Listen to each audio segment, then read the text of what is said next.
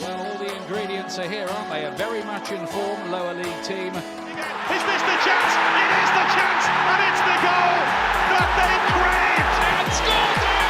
David Bale puts his name up in lights and Wembley. Which has been in chaos off the pitch, is in harmony on it.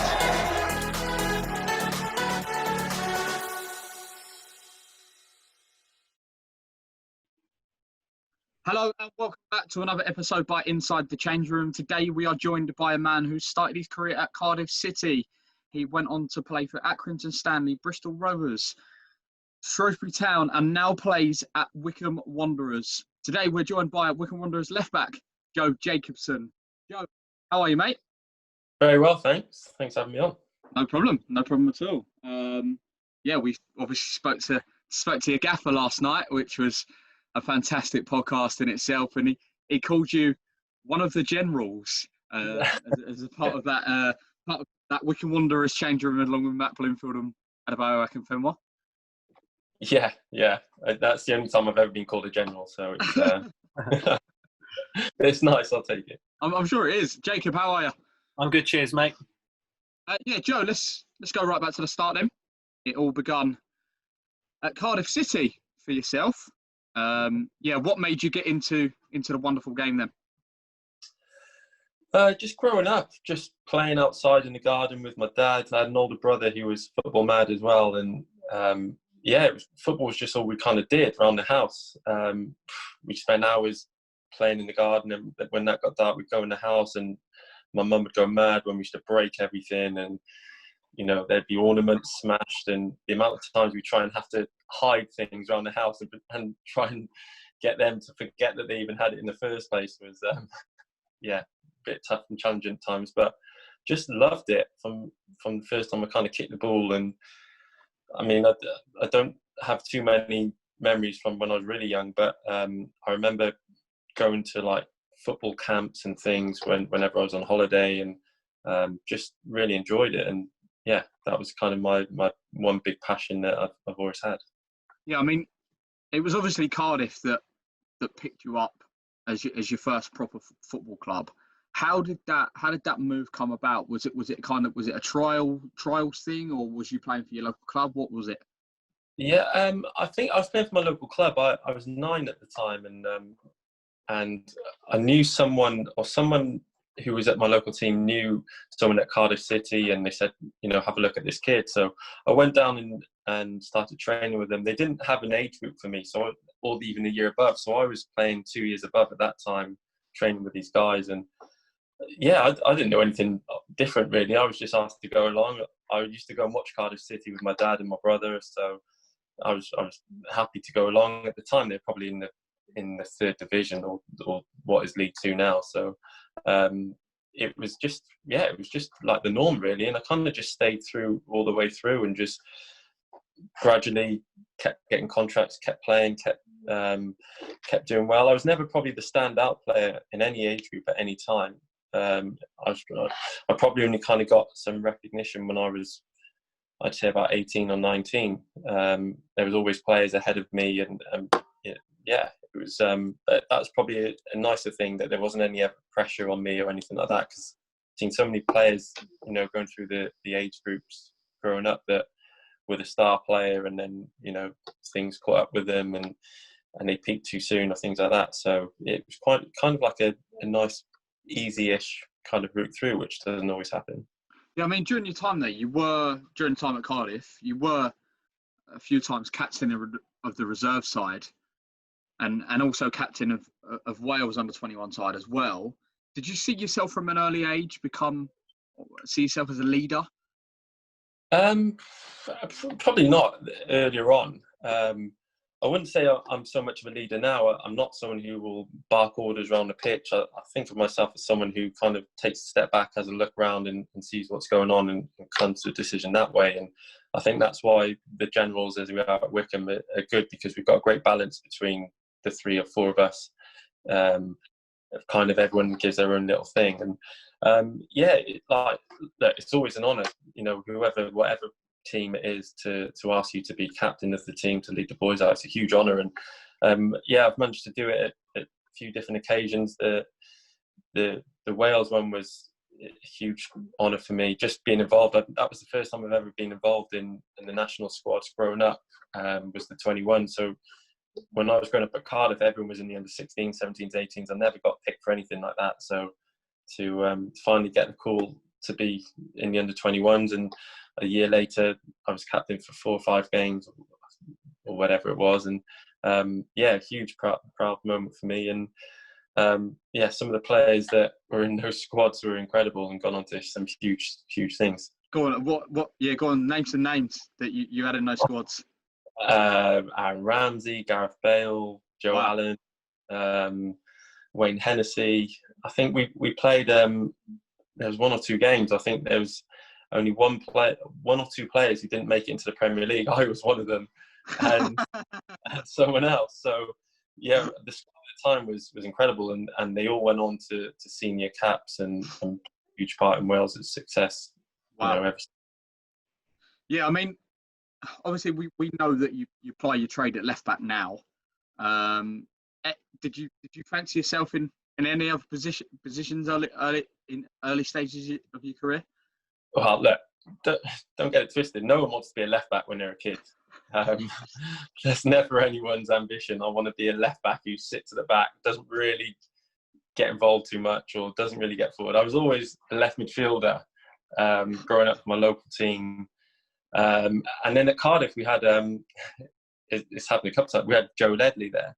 So Joe was all in my age group all the way through, and Joe was a better left midfielder than I was. So I kind of got shafted back to left back, and he played midfield. And by the age of 17, he was in the first team at Cardiff. He's had such an unbelievable career. And I actually later on in my career, when I went back to Accrington on loan, I actually played further forward again. I actually played 1 game in the 3 behind the front man, which was I loved it. I was trying to shoot from everywhere, trying to get involved everywhere. You don't shoot from anywhere now, no? Well, yeah. It's not, yeah. If you ask the boys, yeah, everywhere. One of the funny things is during one of the under 21s games for Wales, I actually played left midfield and Gareth Bale played left back. So wow. I just kind of turned from us two. But I think I played left midfield, and he still played further ahead of me most of the game anyway. I mean, yeah, you said it a minute ago about making the league debut for Cardiff. It did eventually come for you as a substitute against Norwich in April 2006. How was that making your first team debut? That for me is still the most proudest moment of my career. Wow. For growing up, first of all, as a Cardiff boy, supporting Cardiff, going to watch the games, and being a huge fan growing up, used to go to away games and things like that as well. So it was always my dream to get in the first team. And just I think when you're a kid and you dream about being a footballer, you don't kind of realise how hard it kind of is to get into the professional game. And especially growing up through the youth system, there was no one got through. There was 1 or 2 that played 1 or 2 games in the 2 or 3 years above me. So I realised how hard it was to kind of do it, and just to get that one kind of opportunity to get onto the pitch was huge. And obviously my family were there and everything like that. But I was so kind of pumped up. I think I must have warmed up for 80 minutes of the game, just non-stop, trying to be desperately involved down the touchline, trying to be involved with the fans and things like that. And I was that worked up that when I came, I only played about 10, 15 minutes, but I was cramping up. I think the adrenaline was kicking in. It was, but yeah, it's such a incredible moment, and yeah, something that no one can ever kind of take away from me. Yeah, you made your first start in the August against Barnet. Yeah. I mean, yeah, what was that like, making that first start and hearing your name in that starting 11? Again, pretty special. To be honest, after the it's probably my own fault. After the Norwich game at the end of that season, I kind of thought, right, I'm going to be involved now. Maybe a bit naively, I thought, this is it. I'm going to be involved in the first team squad. And I remember I didn't go away with the first team in pre-season on their tour, and I was kind of a bit annoyed and had to hump a little bit. And for no reason, like I shouldn't have done. I was in no position to ever feel like that. And managed to get the start against Barnet in the cup like really early on, and did really well. Again, cramped up. I actually got stretchered off with cramp in that game. I remember I went up for a header in the last minute, and I landed. My legs kind of locked out, and because it was a Carling Cup game, one of the stands was empty, and I remember just laying there shouting to the linesman, "Stop the game, stop!" And he's like, "I can't." So I just laid there for a minute while the play went on and stretched off. I think my mum. This is embarrassing. My mum came down to the changing rooms after the game, to the physio room, just to check if I was all right. I was like, "Mum, you need to get out of here, man." Or anyone. But it was another special night. Fortunately, we lost the game 2-0, I think. But again, another amazing experience. And at the time, I never thought that would be it with my career at Cardiff. I thought, I'll get more opportunities, I'll stay, and I'll have a career there. But unfortunately, it kind of didn't happen like that. Yeah, I mean, like the November of 2006 rolls around. It was widely publicised. You're set to take a move on loan to Torquay. Tell us about that, because eventually, obviously, the move didn't come to fruition at all, did it? No, again, Cardiff were doing so well at the time. I think they were towards the top end of the Championship, so I had no complaints about not kind of being in the team. But once you kind of get that first sniff of playing football and first team football on the weekend, you kind of want more of it. So I was desperate to go out on loan, and Torquay came along. They were in League Two at the time, and I just desperate to go down there. So I went down there, trained. It's a bit of a different setup in Cardiff with a nice training ground. I get to Torquay. It was in the middle of It was in the middle of a race course. There was like a stream running through where you kept having to go and fish your balls out. Every time your shot was wayward and things like that. And I was happy to go down and play games, but unfortunately that evening, I was at the clubhouse, and the manager came and said, "Look, we're going to have to call it off." The chairman, I think they were trying to get someone out and to get me in, and that didn't happen. So they were like, "Right, you're going to have to go back to Cardiff," and that was kind of it. I mean, yeah, eventually you moved to Accrington instead. I mean, as we'll talk later on, I mean, it's a club that you've gone on loan to and joined permanently a few times. What were they like to work with at the very beginning? Again, completely different to what I'd ever experienced in football, and still have, to be honest. And John Coleman and Jimmy Bell, they've got their own way of doing things, and they've been so successful. Long before I was there, they've taken it. I think they've had 6 or 7 promotions, or even more. The amount of players they bring in who go on to do better is incredible. So they came down to Cardiff to watch a game, or John Coleman did, to watch a game, a reserve team game, and we went up there. I went for 2 months, and it wasn't anything that I'd been used to. Like the stadium was a lot smaller than Ninian Park was at the time at Cardiff, and but I was just happy to go and play games. I didn't actually start too well. The first game I didn't have the best game. I got taken off after about 50 minutes, and I was thinking, not cramp, was it, Joe? Not cramp, was it? No, not this time. Not this time. I just had a bit of a nightmare, and I thought, I don't want to start this now. And unfortunately, we had a cup game in midweek, and I played well and kind of stayed in for a few games. And it was just really good to be involved in the first team, and we were fighting for our lives, at that stage, just above the relegation zone. And I think I played 7 games there on loan, and we didn't win 1 game that I played. So I started my first 2 games at Cardiff. I'd never won a game. The next 7, I went to Accrington. I still hadn't won a game. So I was desperate to try and get first win in professional football under my belt. But look, I really enjoyed it. I was really thankful for John and Jimmy to kind of take me there, give me the experience, and moved up to Accrington, which again is a lot different to where I was brought up in Cardiff. But it's an experience that probably held me in good stead for later in life. I mean, yeah, like you said, Cardiff, it's a long way away from Accrington. And when you first joined, like you said, those were like quite high-pressure matches. Like the cup game that you mentioned, I think it was against Doncaster in what is now the EFL Trophy. Would you say that those high-pressure games helped you settle in, or would you say it was more of a hindrance? No, they help. I think wherever I've been at those high pressure games, they mean a little. I mean, they shouldn't do, but they kind of do mean a little bit more to the players. So to get a good performance and a positive result, although we didn't get the positive result, that performance, I think, kind of showed the boys what I was about, and kind of earned their respect a little bit. And I wasn't some young kid who's come from a higher division team who just thought he'd come for a little jolly up. I was there. I was ready to tackle, put my head in where it hurts, and things like that. And going back, I actually played left midfield for that little spell that I was there, which I really enjoyed. I managed to get my first ever goal, professional football, which was nice away at Macclesfield. And so they gave me some great experiences, and then I was desperate to kind of play more, really, when I came back. Yeah, I mean, in February 2007, you joined Bristol Rovers on loan. What was it about Bristol that attracted you to the football club? First of all, it was closer to home. I could drive. I stayed in Cardiff. I could drive every day. Lenny Lawrence was there as well, who was like the assistant manager, and he knew me from Cardiff. He left the year. I was there for a couple of years. He was a first team manager at Cardiff, so kind of knew who I was. And when I first signed there, he was like, "Look, we're looking not just to take you on loan. We want to do this for the future as well." So that kind of gave me the confidence to be like, "Yeah, these guys kind of want me here," which was nice. I didn't actually play at the start. I was out the team for the first couple of games. I couldn't get in the team. They were doing quite well.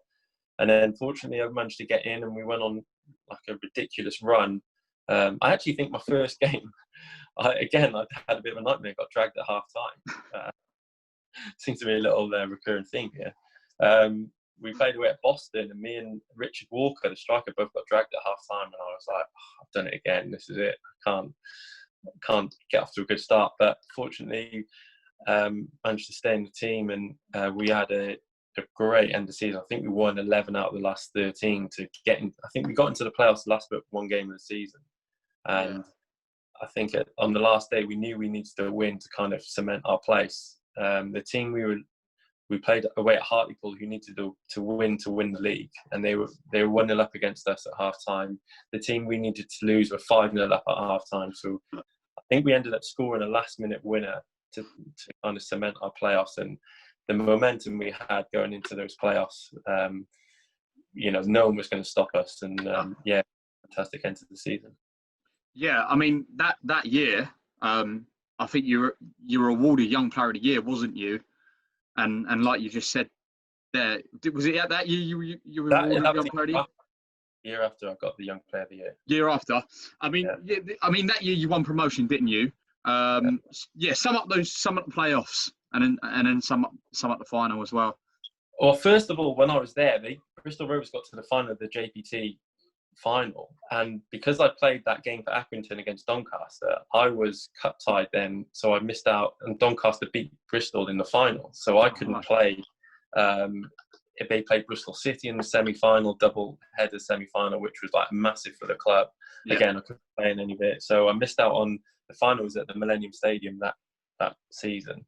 Missed out on that, which I was gutted about. And then got to the playoffs, and I played the two semi-finals, and my loan finished before the final. So there was a rule back then that you could only do a 93-day emergency loan if it was outside the window, and that took me to within like 5 days of the final, and they wouldn't extend it. So I again missed out on playing in the playoff final at Wembley, we at the time took 40,000 there. It was incredible. But they were really good to me. That I travelled up with them. We trained at Arsenal's training ground the day before. I was with the team the night before in the hotel. I went, on the coach to the stadium, and was with all the celebrations afterwards. We went away to Spain. Because you played a part in that, Joe, though. That's the thing, isn't it? Obviously, you didn't play in the final, but you played a massive part into them getting there. Yeah, I'd like to think so, yeah. But it was a bit strange because the final, I kind of didn't feel part of it. Not because of anyone did, but because I hadn't done anything that day. I mean, there was a few players who got injured and were still there, and they'd been there all season. But maybe because I'd only played 12, 13 games, I didn't feel... So even at the end, when the team goes up the steps to collect the trophy and get their medals, I remember some of the boys who hadn't been involved when I didn't go up. I didn't want to go up. I felt a bit like, not embarrassed about it, but I didn't want to be that guy on the end that you always see. People think, "Oh, why is he there?" Do you know what I mean? So I kind of just stood there. I was on the pitch and stuff with them and celebrating. I got involved in a few photos and things like that. But yeah, I didn't quite feel like. I mean, I got a medal that afterwards that Paul Trott, the manager, they sorted out to get me a medal and things like that. So Nice. I've got that, and it's one of my promotions which I'm really proud about. But that one day at Wembley, it was a bit bittersweet for me, really. Yeah, I mean, like you said about the year after, you won Player of the Year, or Young Player of the Year, should I say? Sum up that campaign for yourself. It was really good. It was my first, even though I played a couple of months towards the end of the season before. It was nice to kind of play, throughout. I think I played for Bristol that season. I think I played 49 games and I played 7 internationals or something that season. So I played a lot of football. I was involved a lot. We had a really great cup run. We got to the quarterfinal of the FA Cup, which was really special. It was just my first real full season in professional football, and I loved it. I loved every week just going out and playing and training and being a part of something, fighting for something every week. Because if you're in and out of the team, it's hard to kind of, feel you're kind of worried about your performance first and foremost to stay in the team. But once you're in it and you're kind of, ingrained in what the team is, then it's a weird feeling. It's like that's takes over type thing, and you kind of just want to do well for the team. And it was great for me to kind of play a full season. That during that season is where I really thought, you know what, I'm here now. I'm here to stay, and I'm going to have a career in professional football. Yeah, I mean, like you just alluded to it there, where you said you go about a great FA Cup run. It included a penalty shootout win against then Premiership side Fulham. Describe that night. Well, we played them away at Craven Cottage, and I think we took like 6,000 fans there or something crazy. Made a hell of a noise. I think we drew 2-2. They were having a really bad time with it, I think, in the Premier League, and Roy Hodgson just taken over. And then we brought them back to our place. Probably the last thing they wanted, playing on a horrible pitch on a Tuesday night, and it was a horrible 0-0 game. Went to penalties, and I think we had 3 penalty shootouts that season that we won all 3. And I was always confident in myself, so I took one and sent the keeper the wrong way. And it was nice. I think Jimmy Bullard actually missed the penalty for Fulham, the one before I took. So the pressure kind of just left me, and it was kind of like a free hit. So that was nice, and we won on penalties, and that was a incredible feeling again to beat a Premier League team at that level. I mean, then in 2009, you joined Oldham. How did that move come about, and what was it about Oldham that attracted you? Kind of ended a little bit sour, really. My last season at Bristol, I got injured in pre-season. I was doing really well. I went away with Wales senior team, and I was on the bench for a couple of games. And I thought, I'm really kicking on here, and I've just had a good season, and I thought, if I have another good season, I could get a move or things like that. And I got injured. We were on tour in Sweden. I got injured in a bad tackle and did my medial and my knee, so it put me out for a few months, and I couldn't quite get back in the team.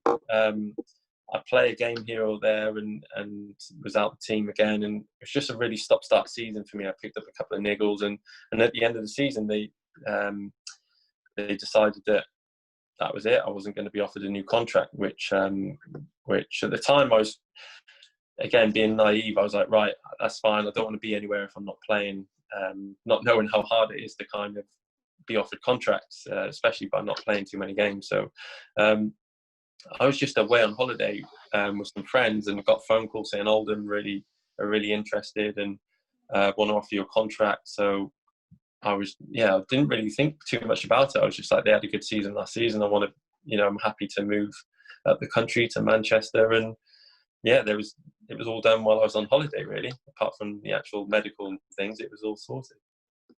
I mean, just a year later, you're actually transfer listed by the club, along with 5 others. I mean, that must have been a strange time for you as well. Yeah, it was the worst probably 18 months, 2 years of my career for sure. The last year at Bristol and signed at Oldham. Again, I got an injury in pre-season that kind of did something to my groin, which kind of never really went away. The diagnosis wasn't great, and I was only fit for probably 10, 15 games of the season. And at the time, the manager, Dave Penny, was kind of, there was a lot of pressure on him because we weren't doing too well in the league. And I just felt like him and the assistant were just kind of, get the feeling that they're just on you a little bit during the season. I remember I trained once for the first 2 months of the season. The day after, I got asked to play a reserve team game, which I played half a game. And I was in agony. I should never have played. And all I got afterwards was a load of abuse from the assistant manager about my performance. And then I was like, well, I shouldn't really be here. I'm not fit to play. And it just wasn't a great time. And at the end of the season, the manager left. Paul Dickoff came in the summer, and they just, I think a week into pre-season, at the end of that season, actually, I had to, my groin was that bad, I had to have 2 operations to sort it out. And eventually it got fixed. And I came back into pre-season kind of 50% fit and started training with the team. And Paul Dickoff brought about 5 or 6 of us in, just saying, look, I need to cut the budget down. And you boys have, unfortunately, are the ones who I need to kind of let go. But up until, you leave, you're still going to be involved in things like that. We just think it's better that you move on. And we thought, fine, for me personally, I just needed to get fit, and I was happy to kind of move on.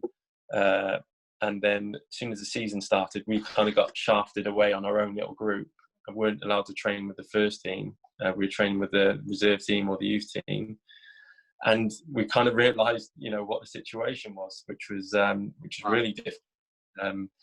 So for me, it was tough, and we were playing reserve team games and things like that. And I started actually doing really well in the reserve team games and putting a bit of pressure on the manager. And I'd go and speak to him and say, look, I'm doing really well. I should be playing in the first team. And he was like, look, I want you involved, but I can't put you involved. And eventually I managed to get back in, and I played 1 game. But again, I was just, kind of shafted out and not kind of played. But I really, really like Paul Dickoff, stranger. I really, really like working with him and training with him. I thought he was a great guy, a good manager. And I don't think it was his decision. I think it came from above. And unfortunately, that's just what happened with football. And luckily, John Coleman, Jimmy Bell came along again and kind of gave me that opportunity to play some more games. I mean, eventually you did move on to Accrington on loan again. Was it easy to move back to those similar surroundings to get obviously more game time? Yeah, again, I hadn't really played too much football for the last 18 months. So a lot of teams probably wouldn't have wanted me, just because of that record. But John and Jimmy obviously knew me from my spell before. And I was really thankful for them to kind of give me the opportunity. And it meant that I was living in Manchester. I didn't have to move. I could drive to Accrington every day. It was a no-brainer for me. And again, at the start we were kind of struggling a little bit, but we soon got into our rhythm and had a great second half of the season. And I ended up signing there permanently in the January, which was a bit of a strange situation, and we ended up in the playoffs. Yeah, you did, didn't you? You made the playoffs. What was the recollection of that playoff campaign? We just came from nowhere. When I signed there, I think we were like 15th or 16th, and ended up just going on a ridiculous run again. And I think we won like 9 or 10 in a row at home. We were unbeaten in a lot, and we just had this confidence about us. I mean, we were training on the rugby pitch. We literally had no goals, no football goals we were training on.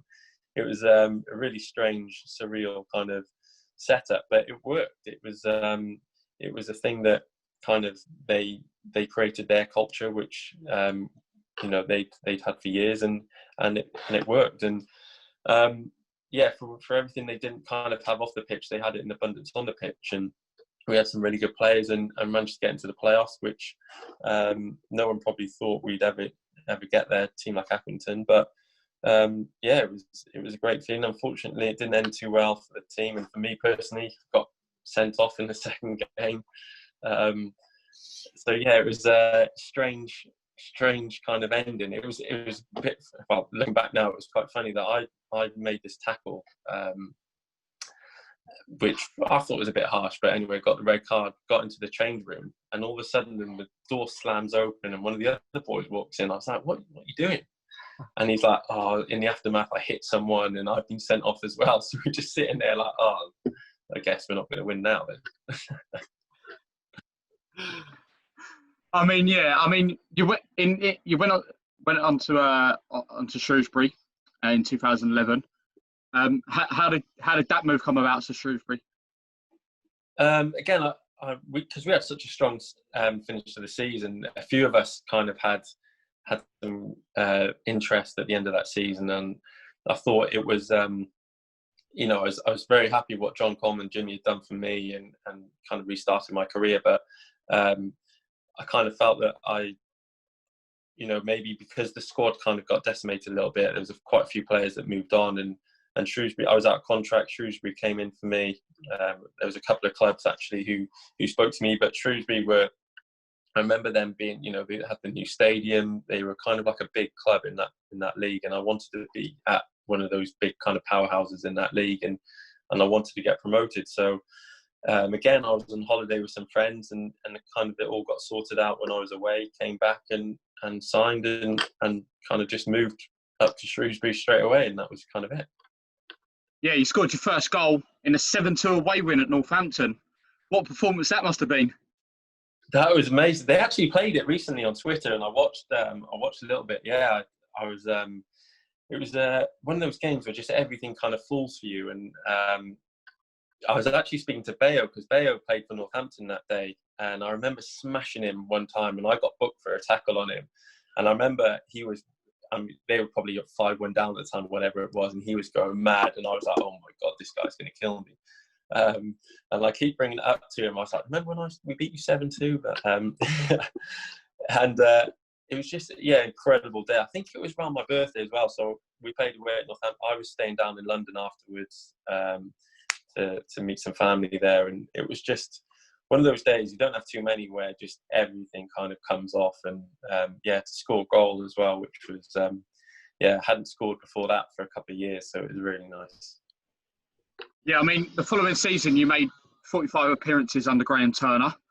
What was he like to work under? Really good. Different again to what I previously had. He was very old school. Not in the case of, you know, battering us, running us, and things like that. Just, you know, he had his way of doing things, and again, he's had so much success. I think I was looking today actually randomly on about managers, and I think he's managed something like 1,600 professional games, which is incredible. I think there's only Ferguson and Arsene Wenger in the last however many years who've managed more than him. So he had this wealth of experience and got us playing really well. And we had such a good team that season. We went unbeaten at home the whole season, I think, in cup competitions as well.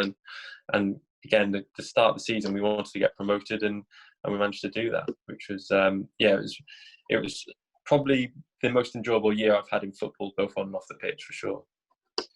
I mean, yeah, building on that, obviously a solid campaign for yourself, 45 appearances. Just sort of sum up overall that 2011-2012 season for yourself. Just one of those times where I kind of had a 2-year spell leading up to the Accrington loan. So I was happy. I wanted to settle down somewhere. I moved to a new town. I moved to Shrewsbury, had a new start, and it's such a lovely place there. The town is beautiful. It's such a nice place, and there was a group of us who kind of all did the same thing, kind of moved to the town centre, and we all lived, you know, around the corner from each other. We were living in each other's pockets, and we just kind of had a great, you know, life outside of football as well as, you know, on the pitch. And once you're all friends off it, we used to hang out, go out together, we used to be at each other's houses cooking dinner. It was such a nice kind of atmosphere to be around.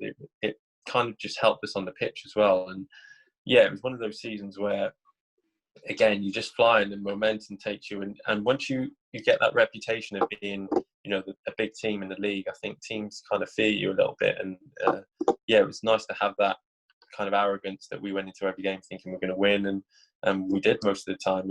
And to get promoted, I think the second last game of the season was, it was a great few days, that was for sure.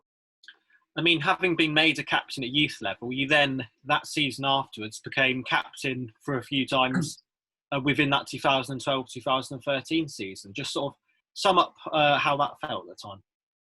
Again, really, really proud of him. I think I was probably about 25 at the time, and it's quite young for that to kind of happen. But I think we got safe in League One, and I think the manager started playing players that were going to be there next season, stopped playing the ones that he thought maybe are going to leave. And one of those was the captain, Matt Richards, at the time. And he pulled me before we played Colchester away, and he pulled me before and just said, there was no like big talk. He just kind of said before the game, like, do you want to be captain today? I was like, yeah. And that was kind of it. There was no like big speech or anything like that. And got some great pictures just because the referee that day was Howard Webb. He made a big mistake in the Premier League the week before and got kind of demoted down to our level. And he was there, and you could tell I was like buzzing to be captain walking out, and he was like very arrogant about how he kind of dealt with us at that level. Didn't want to be there, and kind of ruined my day, really. Oh dear. Well, of course, that 2013-14 campaign afterwards didn't really end the way that you would have wanted in relegation for Shrewsbury. Sort of, could you pinpoint where things didn't really work out that season?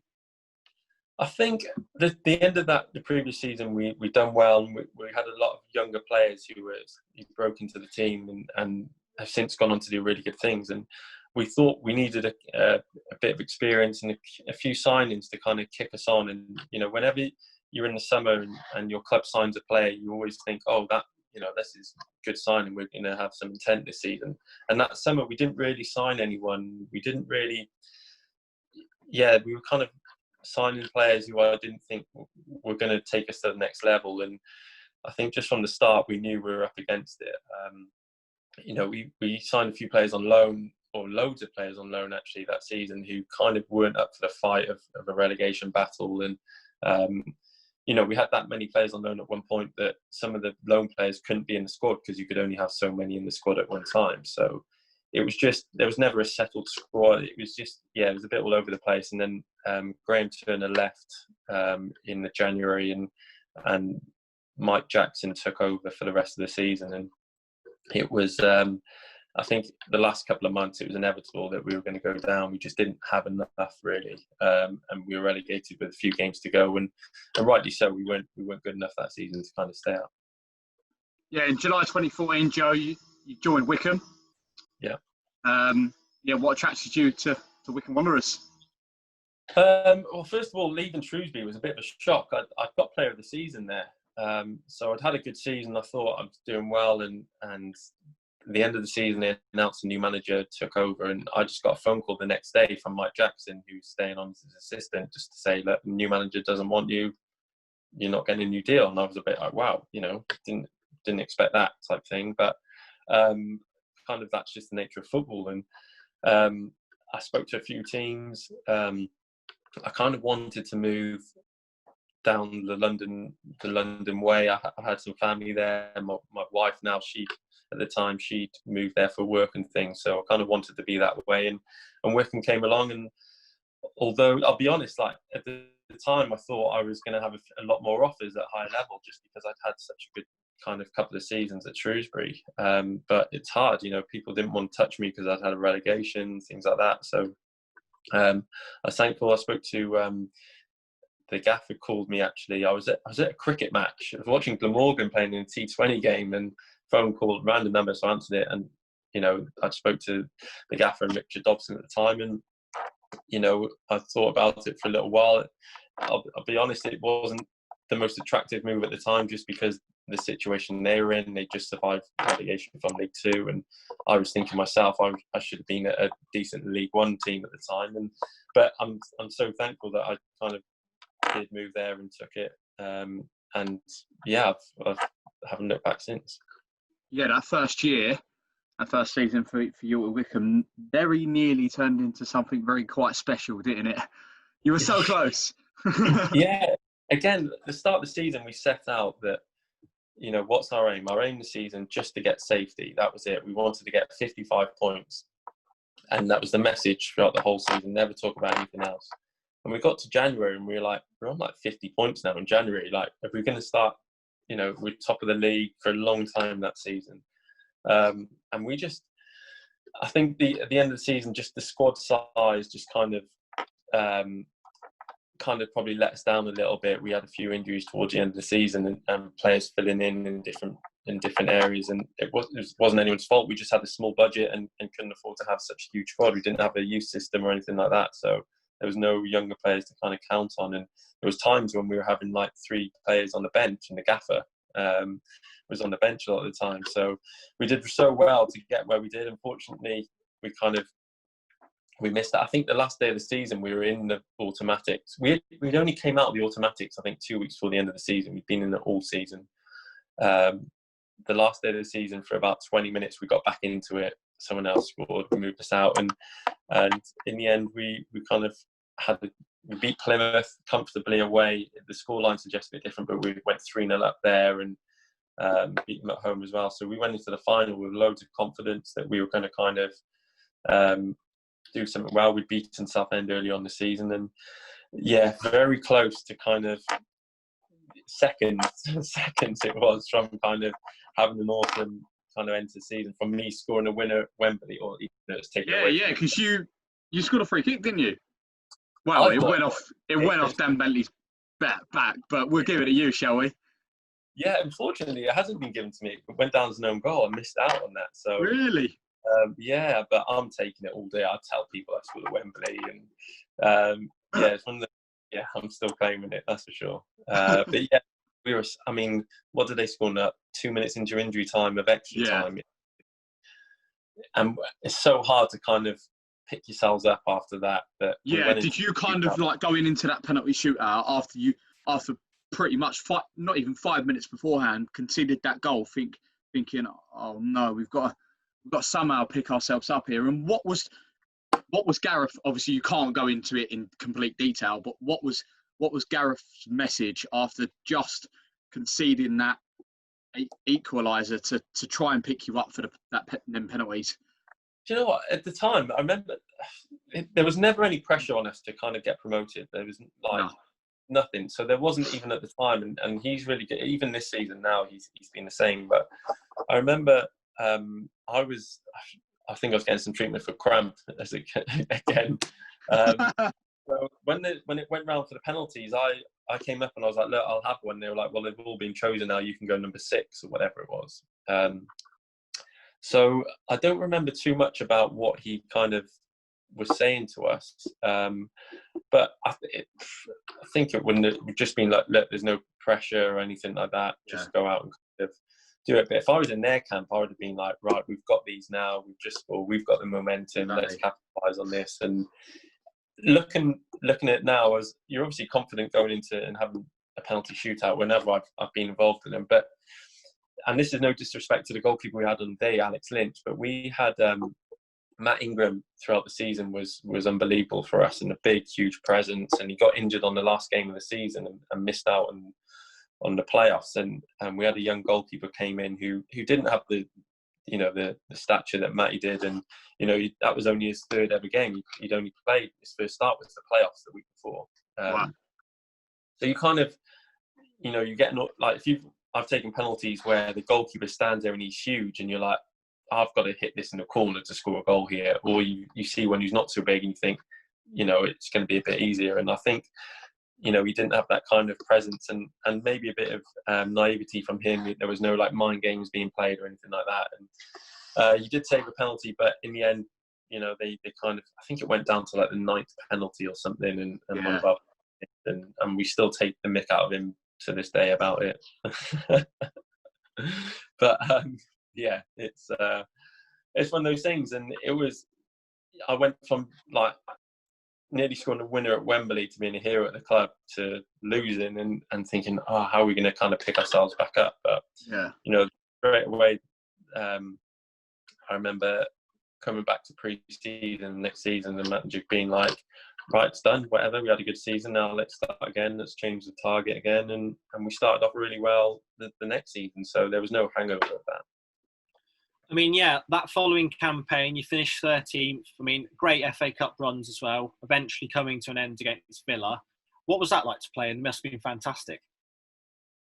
Yeah, again, it was Villa were going through a really tough time, and the manager, I think it was Remy Gard at the time, and they were getting a lot of stick from everywhere. So it was obviously a very good time to play, and we played them at our place. I think it was on BT Sport, and we played really well. We had a great account of ourselves. I think we went 1-0 down, then we won a penalty, and our normal penalty taker, the captain, wasn't on the pitch.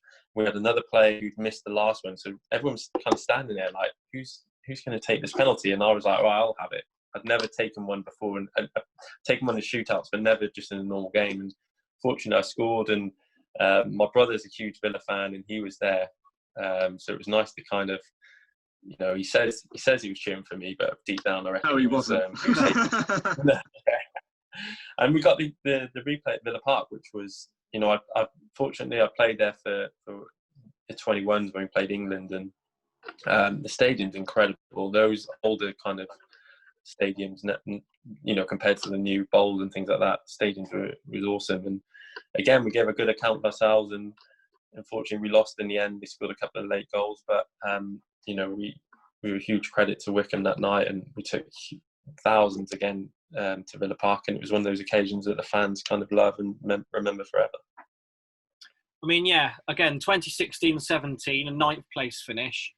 Was it frustrating that a couple of years after not being able to come out on top against Southend, it was hard for you to break into the top 6 again? Yeah, I think the second season especially, I think we were top after 10 games and kind of faded away. Again, I just think that we never quite had the big enough squad. Finances were obviously very tight at Wycombe, and have been all the time. I've been there. So we've kind of, relied a lot on bringing loan players and things like that in. And the first season I was there getting to Wembley, we had players like Alfie Mawson, Sam Saunders, Nico Yanaris, who came in and played huge parts. And it's not always easy to get those type of gems that come in and help you. But it was a little bit frustrating. The third season, we wanted to kind of get in the playoffs, and I think it went down to the last day, and there was 4 or 5 teams who kind of needed to win, and we did win, but unfortunately, whoever it was got in ahead of us, and it was another season where it kind of just, weren't quite good enough. But we sat down the following season and said, look, we don't want to kind of just be underdogs anymore. We want to push for promotion. We want to say that we want to get promoted, and kind of have that aura and arrogance about us to say that we can do that. Yeah, obviously during that year, Joe, the year that you finished 9th, the memorable cup tie at Spurs at White Hart Lane. Very, very, very nearly you got Pochettino sacked before he actually did get sacked, didn't you? Well, I'm a huge Spurs fan as well. Well, I brought up being a Cardiff fan, but Tottenham were always my team, like in the Premier League. I've been there for a few games. I think that season I've been there, as well as a fan with some friends that I know who have season tickets. And that's the draw that I've always wanted. I've always wanted Spurs away. And that season, I think as well, was the last year at White Hart Lane. They've gone unbeaten all season in the Premier League. And imagine if it was Wycombe, the only team to beat them that season, would have been mad. But it was, yeah, again, obviously they rested a couple of players, but they still have, Son played, Sissoko played. Ali played, didn't Eric Lamela? I think they all played. Yeah, Dyer. They brought on Dembele. They had some huge Trippier, Ben Davies both played. So they had, still had a very, very experienced Premier League team. And I think we went 2-0 up, and we were like, wow, what? Half time, we were looking at each other like laughing, like, what's going on here? This shouldn't be happening. And the manager was like, look, just calm down a little bit. And we came out second half. I think they brought on Dele Alli and Dembele in the second half, and those two kind of changed it a little bit. And they got back into it. They got back to 2-2, and everyone probably thought that's it. They're just going to go on to win. And we went and scored another goal to go 3-2 up with 10 minutes to go. And we were like, I remember that. Yeah, this could be incredible here. And then we let a sloppy goal in. I think Dele Alli scored to make it 3-3. And it was one of those where you're like, oh, it's going to go to injury time. There was 6 minutes, and I think it went into the 7th minute, and Son broke 3 and broke through and kind of put it past the keeper, and I was on the line trying to hook it away, and I've just hooked it into the roof of the net, and I was just knackered. I couldn't kind of do anything about it. It took the last 20 minutes, I think we were just trying to foul them, just to try and stop the game kind of going on. Just they were so good, and when they turned it on, it was. But again, like we got clapped off by the Spurs fans that day. Just going back when Son scored that goal at the end, they were like fans were running on the pitch, so it showed what an incredible game it was. Tottenham were playing, Wycombe, and they're getting fans running on the pitch to score a winner. Did any of the Spurs boys say anything to you after? Yeah, I remember. I played up against Sissoko most of the game, and we'd like spoken. He's really nice. Well, on the pitch, he was a really nice guy and speaking. And I remember Son at the end of the game when he said, "Look, well, the new boys are incredible today. Like, be proud." And then I managed it. And then I asked Sissoko for his shirt at the end of the game, and we went and clapped our fans. And there's like we were out there for quite a while. And as I came back in, he was just waiting there with his shirt, and I was like, "Wow, fair play to him for kind of doing that." And all the players, I think, anyone who wanted a shirt, it was all given to them. And I think the gaffer spent some time with Pochettino afterwards. He was very complimentary. And yeah, it was just a shame. We went on I think we were like 15 unbeaten in the league in cups going into that game. We got beat there, and I think we went and lost 5 in a row afterwards, which kind of killed our promotion push. I think that's kind of what did it in the end. I think just from playing so many. I think we got to the semi-final of like the Checker Trade Trophy. We got to the 3rd or 4th round of the FA Cup, so we played a lot of extra games that season. It just took our toll on us, really. Yeah, I mean, obviously, then come the 2017-18 campaign, which is what is the promotion year. Sum up that season. I think, like I said before, when you start signing players in the summer, you kind of start thinking, you know what, we're signing some good players here. This is going to be an exciting season. I think we've come close a couple of times, and we kind of got a bigger squad now as well with a lot more quality. And we've signed players like Nathan Tyson, Craig McHale-Smith, Adam El-Abd, who were like experienced players who had done it and knew what it took to kind of win promotions and things like that. And then we signed Eberici Eze as well, who was phenomenal. He came in and just ripped it up straight away. He was scoring worldies every week. He was incredible. And to kind of get those like lucky gems as well, which obviously helps. And we were just solid all season. We were never one of the fancy teams. Luton had a huge budget, and they were smashing it. And I think we went away at Luton in January and beat them quite comfortably there. And I think that's when everyone kind of realised, Wycombe were up for this, and we just never kind of let up. And Accrington actually walked the league in the end. And it's funny because they won the league one week, and we needed like 3 or 4 points to kind of cement ours. And they came to us. They'd been drinking all week, partying all week, came to us, and we thought, right, this is a great time to play them. They beat us 4-0. They battered us, and we were like, what is going on here? But luckily, we went away at Chesterfield the week after, and it was kind of strange. We needed to win. Exeter needed to lose, and another team, I can't think who it was, needed to lose as well or not win for us to win it. No one thought it could happen that day.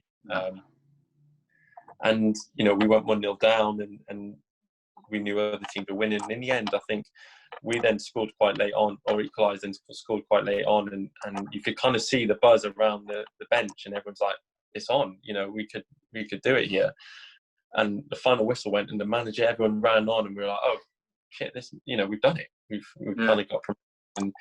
And that was one of the best days and nights I've ever had in my life, let alone in football. It was, it was. I bet you've got some stories to tell there, Joe, haven't you? Oh, it was. So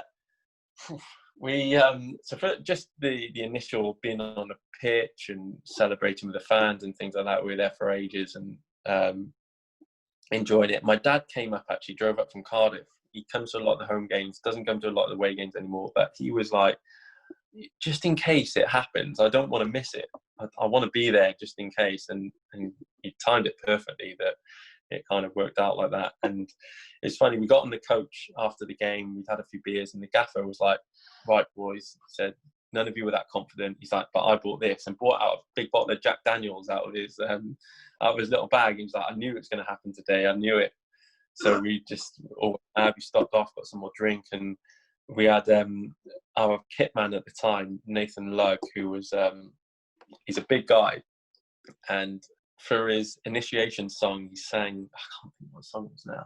Anyway, he sang the song, and on the coach, he's singing this song. The song goes on for about 10 minutes, singing it non-stop, and it was just crazy. We got back to the training ground where our cars were, and the gaffer was like, right, none of you getting in your cars, just drop all your stuff off in your cars. The coach has taken us to the stadium. There's fans waiting there. We were all, off our faces by now. There was like thousands of people in the club. We got there, they got us on stage. You could see some of the boys just like trying to talk into a microphone, no idea what's going on. We're still in our tracksuits. And the gaffer the secretary, Kelly, she's like, right, I've arranged it. We're all going down to Marlow down the road we've got a club booked. So we turn up, we're all in our tracksuits now. So we turn up to this club in Marlow, a lovely, lovely place on the river. It's, quite a well-off area. We all rock up in our tracksuits trying to get into these bars, and just had a great night. And they sorted out all the hotels. And I remember in the morning when me and one of the boys woke up in the room like hanging, and we were like, we need to get back to Wycombe. So we got a taxi back to the training ground. None of us had anything on. Got a taxi back to the training ground, pick up our cars. And we went into the room, and Luggy, the kit man again, was asleep on like one of the coaches' sofas in their room, and he'd ordered like 8 pizzas for himself, and on the pizzas was just written like, congratulations on your promotion. He must have told the delivery driver or whoever that we'd been promoted. Next thing you know, the fitness coach walks up. He's like, I've just walked from the hotel. Then the gaffer walks up, still with his scarf from the pitch. Around, he's like, oh, well, I walked as well. And he's like, I was getting tooted and people beeping at me down the road as I was walking through Wycombe. So yeah, it was a good time. They ended up the week after we played Stevenage at home, and it was such a nice kind of end of season. We've been promoted, all the families were there, all the players, they put on like a nice dinner for us afterwards, and the whole kind of game, we played well, we won. The families all got together afterwards. The next day was the Player of the Year awards, and that week then we went off to they took us to Marbella for a few days, which was great fun, and topped it all off, topped the season off perfectly. Very nice. I mean, yeah, you say there, Joe, about the experienced pros that come in that year of Nathan Tyson, Craig McHale-Smith. Is that what the difference was from the previous 2 years? Is that people have been signed that have been there and done it? Yeah, I think so. They actually, I can't think who it was, like Football Focus or something, did a thing on us and called us Dad's Army, because we were like, there was 7 of us who were over the age of 30. We had Scott Brown, the goalkeeper. I think we went and played Lincoln away, which was a really, really tough game. Yeah, they were in the playoffs at the time. Yeah. Yeah, and I think I was the 3rd youngest player on the pitch at 30 for us. And we went an experienced team: Sam Saunders, Matt Bloomfield, Marcus Bean. I think the front 3 was Bayo, McHale-Smith and Nathan Tyson, who combined age is about 250 or something. It was ridiculous. And I think if we'd have put a less experienced team out, I think we would have got beat that day, and it could have hampered our season. But we went there, we did a job that we needed to do, and it worked perfectly. And we had this core of players who kind of they were all in and out, not in that team, but we were all playing. Most of us were all playing a lot that season, and so we kind of had the respect of everyone else to kind of think that these guys are doing it right, we're going to follow. And we had a lot of young boys then who kind of do things right, and again, that the culture that was created a few years ago was just carried on that season. And from the first day I signed there, I got in a little bit early, and there wasn't too many people in. Now if you go in, you have to be in at 10 o'clock. If you go in at 9 o'clock every day, the training ground's full. Like, everyone's in the gym doing their work. There's no one gets in late. Bayo kind of gets in late every day, but it's another story. But but the rest of us, we're in early. The culture, you kind of feel that if you're not in there early and you're not there afterwards doing a lot of work, then it's not frowned upon, but it looks out of place. So it makes people kind of do more and work more, and I think that's why we've had so much success. I mean, yeah, would you say that you could pinpoint a moment near the beginning of the season where you thought, you had the belief that you could go on to do great things that season?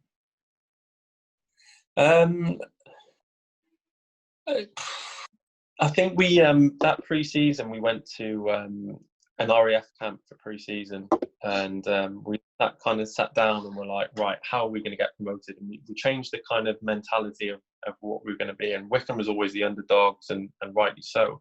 And we were like, right, let's try to kind of, how are we going to get promoted now? We wanted to get promoted, and we kind of sat there and said, look, we want to do that. And I think from that minute on, everyone was geared for kind of promotion.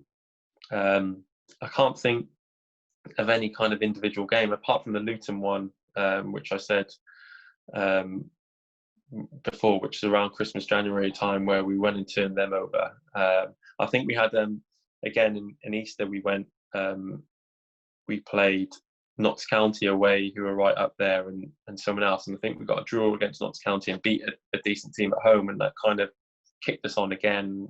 And like I said, I don't think we were ever in the top three for much of the season, apart from the last 2 or 3 months. So we kind of built our way up and kind of, timed it perfectly, as it were. I mean, yeah, when you had a squad that was obviously very experienced, that season there was always doubters because obviously the squad was so old in comparison to others. Would you say that as a player that sort of spurred you on at the time? It kind of gave me the confidence that the gaffer has in older players, I'd say.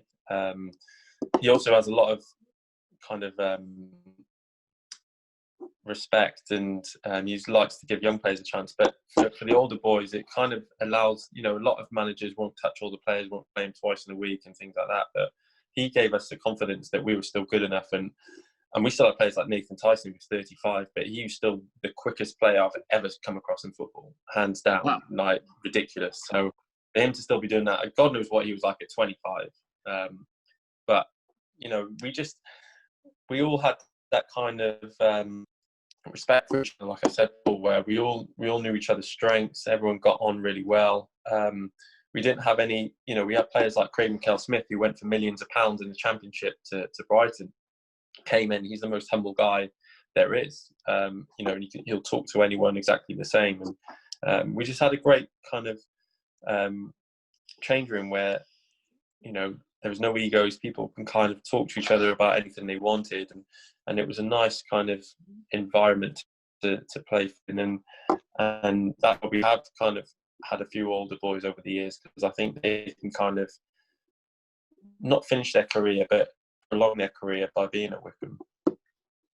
I mean, yeah, bringing us up to date to this season now then. Obviously, Wycombe flying high near the top. Sort of sum up this season from your viewpoint, Joe. It's been ridiculous.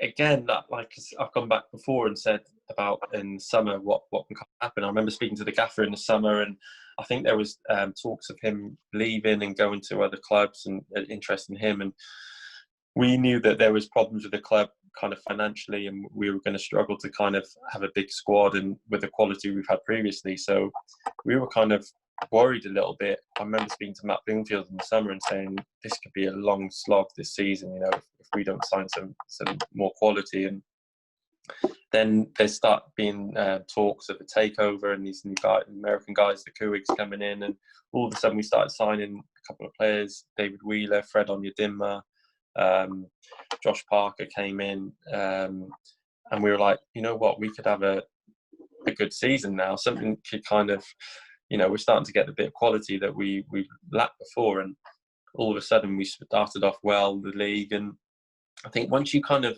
start a season well, teams look at you differently, and all of a sudden Wycombe becomes a very difficult game, where last season they probably thought, we're playing Wycombe, we'll get a victory, we'll get 3 points. But now they're probably thinking, if we can get a draw out of it, it's a good result. So it gives you that extra then percentage that you need to have that arrogance about you. And we just kind of we just thought, doesn't matter what anyone else thinks of us. Everyone thought I think that they predicted we'd be second bottom, all the journalists and things like that. And we were top of the league after 10 games and stayed there for 2 months or whatever it was. I think we went 6-7 games without conceding a goal. We lost one in the first 20 odd games that we played this season, and we were just flying with it. And we had a really tough period around Christmas where we played 5 out of the top 7 in a row and didn't get any victories from it. But we've started to just kind of get back into our form now. I think we'd won 3 out of the last 5 before the games were stopped, and we were really confident of kind of finishing the season strongly and getting in the automatics. And it's just been incredible. I don't think anyone could have envisaged what would have come about this season. And but we've had that confidence in us that we've got players who should definitely be playing higher than where they are, and we've got that quality that can beat anyone in this league. And we don't know what's going to happen yet or how the season's going to end, but it's still really exciting times for Wycombe, regardless of what happens this season, for the future, with the new guys involved and the owners and their vision for where they want to take the club. Yeah, I mean, obviously, Joe, one of those games, you ended up scoring a hat-trick, didn't you? 2 of them being from corners. I mean, yeah. It came up on my timeline the other day. That was. I mean, the first goal they tried to take away from you, didn't they? And then gave it to you. Yeah. It was again. First of all, the build-up to that game was a bit different because I think it was in the international break, so a lot of the teams in our league weren't playing. So I think we were second or third. Lincoln were around there as well. So it was the biggest game in England that day. And there was Quest were there doing their show from the ground and things like that. So it was a bit of a build-up. There was stuff about the Cowley brothers because they were, I think, they were on the verge of leaving, weren't they? Yeah. Yeah, I think that was the last game they had at Lincoln, then went to Huddersfield the day after or something. So, and I knew the gaffer wanted to get one over them just because I think they were seen as these young up-and-coming managers doing really well. And I think the gaffer wanted to be like, well, I'm here as well doing a good job. And we worked really hard and we had first and foremost, we had an unbelievable performance, like team performance. The gaffer sets up in a different way and it worked like to a T.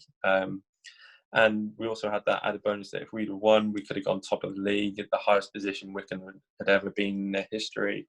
So there was loads of things going on in the game. And yeah, I think the first goal I scored was a free kick and it was nice to kind of get one early.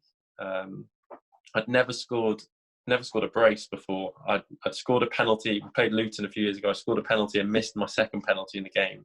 So I thought that's never gonna happen. But then the corner went in, and at the time I was like, I didn't know if it was mine or someone scored or whatever it was. And the players all ran to me. None of our players kind of claimed it. So I was like, well, it's mine. I'm having it at the time.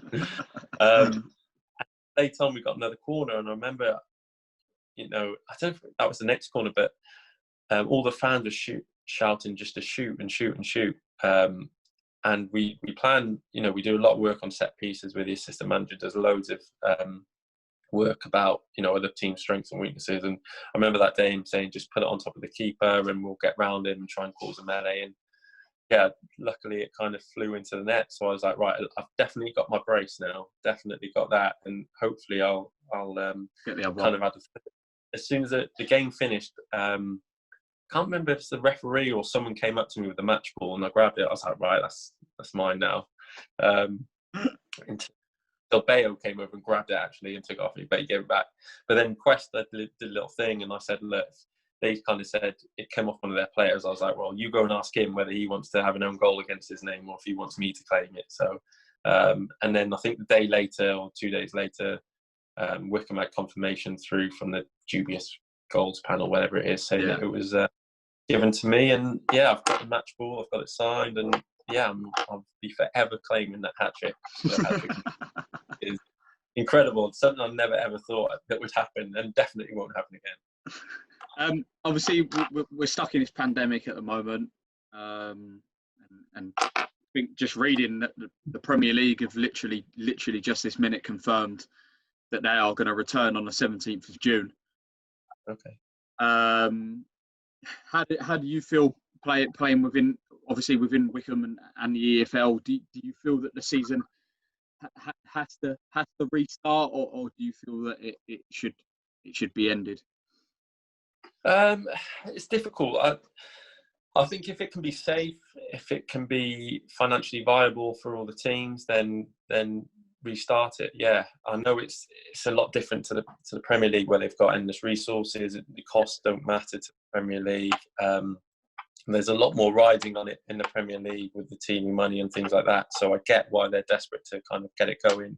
We're still seeing that people, unfortunately, are dying still. We're still seeing that players, even in the Premier League, we keep saying, well, we hear young athletes and things are okay, but every time they're doing testing, that players are getting positive results, and they might be okay, but it's all the people they live with, who they interact with, and things like that kind of has a big impact. So if it was completely safe to do so, then great. But I just think that the lower down you go, it kind of has a bigger impact on clubs and their finances and things like that. And for anyone at our level to kind of spend 20-30% of their, whatever it is, their budget for the season to get these last games going, I can see why a lot of teams don't want it to carry on as well.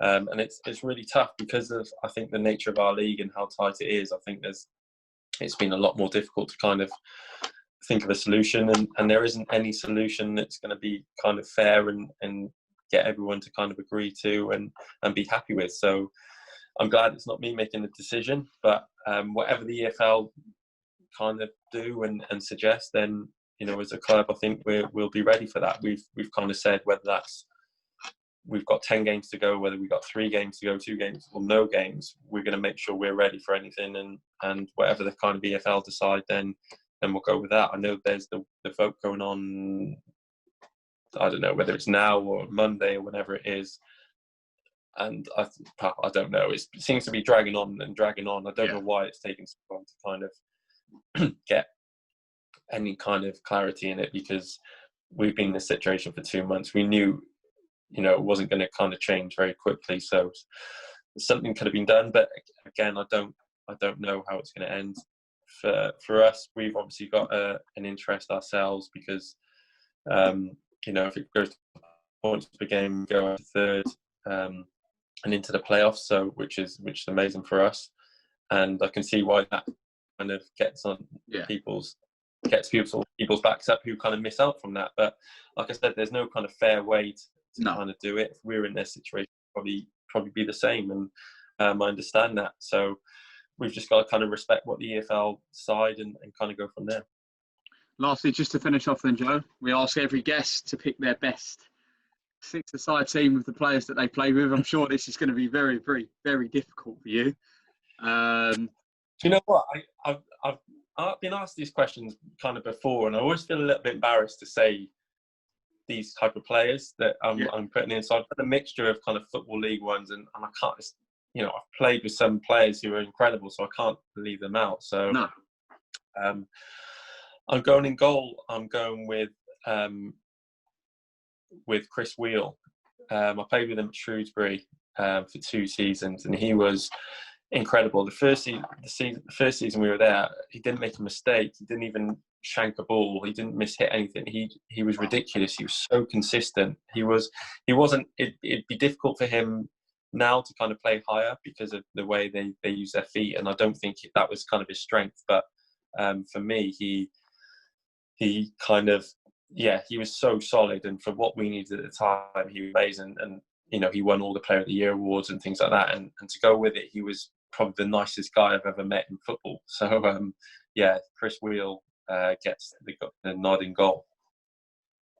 How the formation's going to be, or does it not matter? Doesn't matter, mate. It's completely up to you. You're the gaffer. So I'm going to go for a 1 at the back. I'm going all out attack here. Oh. I'm going for Alfie Mawson. No, so I might go 2 at the back. I'll go for Alfie Mawson. Actually, I will go 2 at the back. For the season we had him at Wycombe, that first season, we brought him in. Again, I think he was just playing in the youth team at Brentford. There wasn't, I don't think the gaffer brought him in to play all season, and I think he was really struggling to find a centre half. I've heard him say this before, and Alfie came in on the Thursday, played on the Saturday, and was our best player that season. He won Player of the Year.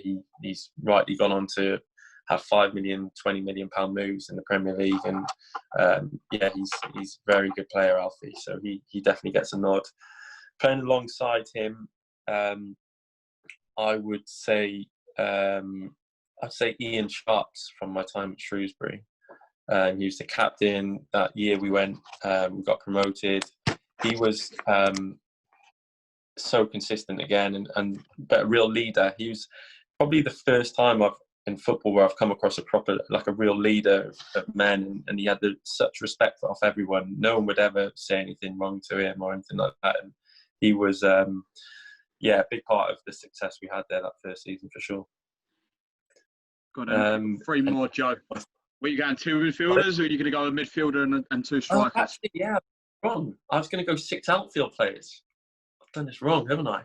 You're going to go for a 7-a-side team, not a 6-a-side team. Right, for me, the best player I've ever played with is Aaron Ramsey. Yeah. So he's in. I started coming across him when he was probably 15, and I was playing in a reserve team at Cardiff, and they used to take him out of school to come and play with us because he'd just run the show. Then I played with him in the under-21 setup, and again, he was head and shoulders above everyone. He was making passes and seeing things that I was like how's he even seeing that pass is there? Do you know what I mean? For someone so young, and for the career he's had is incredible, but something that I always thought that he'd kind of do. So yeah, he for me is the best player I've played with. I'm going to go with Eberechi Eze as well. He could be anything. This kid, he's ridiculous. He reminds me of Aaron Gareth one last night. I'm sure he bigs him up a lot because he was a special player, and for coming into us at 18, 19 and just ripping it up at our level. But not just that, he was really humble. He was a really nice kid, and he was like happy to be there. He was fighting our battles with us, and he wasn't someone who came in and thought, I'm just going to come play some games, look good and go. He was like really, really happy to be there. And I saw a piece that he did the other day, and he was saying that the best thing he's ever done in football was go on loan to Wycombe to play games to show what he can do. And yeah, he was. I'd be so surprised if he's not playing in a top 6 Premier League team within a couple of years, because he's that good. I think he's got everything, and I think he'll go all the way. And then up front, I did this wrong, and I'll tell you who I'm leaving out. I can't not put Gareth Bale in the team just because of what he's done. I played him in the under-21 setup, and like I said, he played left back, I remember, and I played left midfield, but he ran further forward than I did all game. And we were actually at one of the camps for one of the games, and it was on deadline day when he was still at Southampton. And I remember his agent calling him, going, "Look, where do you want to go? You can go to any Premier League club that you want to go to, any of them." And he was like, "No, I'm just going to stay at Southampton. I want to stay at Southampton. I want to just chill here." So he didn't go. His agent must have been raging, stopping, like he didn't want to do this move. But I think 6 months later, in the next window, whenever it was, went to Spurs and never looked back. But yeah, you could tell like he was rapid, he was strong, he was 6'2", and his left foot is just like, I think that my left foot's not too bad, but then you compare it to his, and it's just special. So he's up front. Yeah, the one person I missed absolutely kill you is Ricky Lambert. Yeah. So I played with him with Rovers for a couple of seasons, and he was unbelievable for us. He was like someone who, at the time probably didn't look after himself too much, and he'll be the first to admit that, didn't live the best lifestyle, but he, his touch, his vision, his passing, he could have played centre mid for us, definitely. And I think he used to play centre mid before he came to Bristol.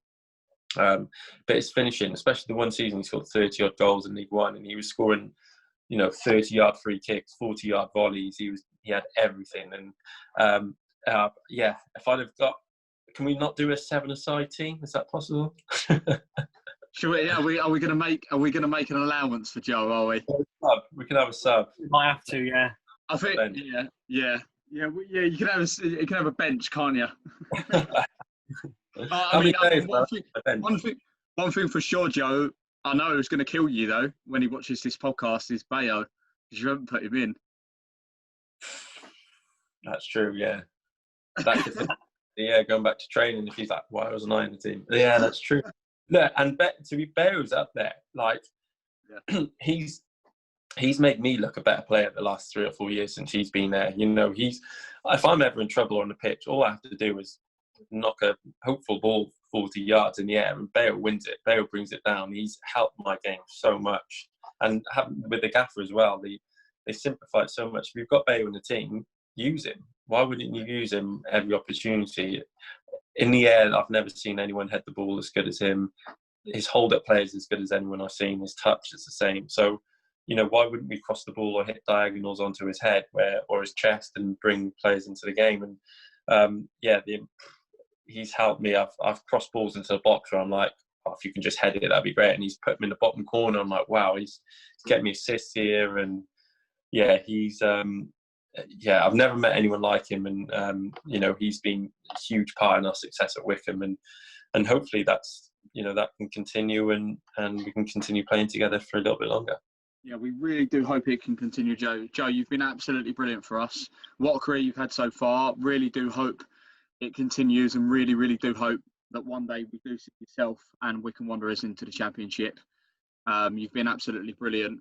Thank you for watching. Keep liking, subscribing. Keep watching our channel. You've been watching Inside the Changing Room.